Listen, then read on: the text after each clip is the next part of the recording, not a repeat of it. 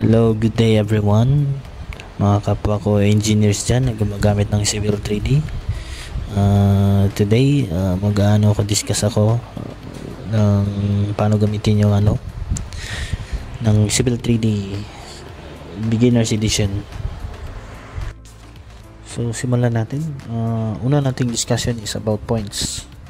So, yung points is, saan ba galing yung points? Bali, yung points is, galing yan sa mga geodetic engineers. Bali sila, yan yung primary role nila, yung magsusurvey ng mga lupa.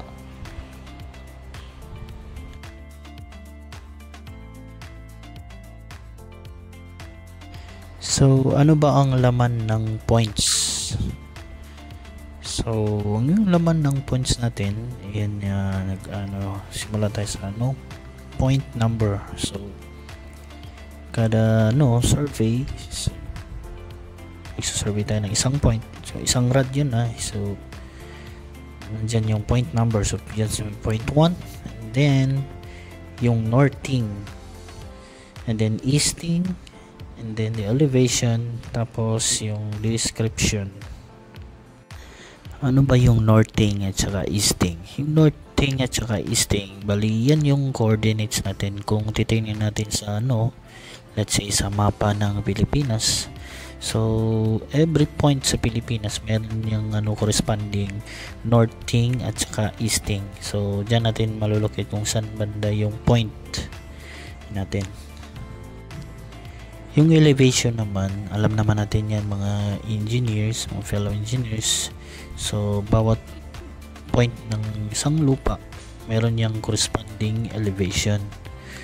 So sa point na yan, let's say sa point number 1, merong northing tsaka easting, tsaka meron din siyang elevation. And then lastly is yung description niya. So kayo na bahala kung anong description yan. Let's say yan, parang yan, marka. Let's say yan yung first point natin, station 00, ganyan. So yan, kayo na bahala.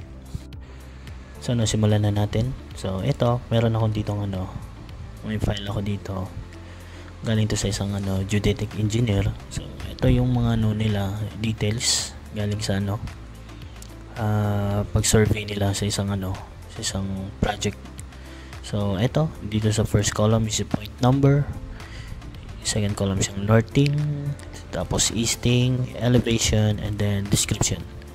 So unang gagawin natin is kung Excel file to, save muna natin ito ng let's say ito, dapat ganito kasi yan, naka CSV comma delimited.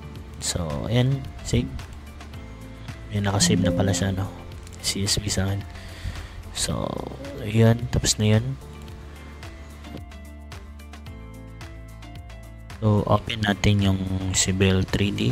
Ito, metric, gamitan natin.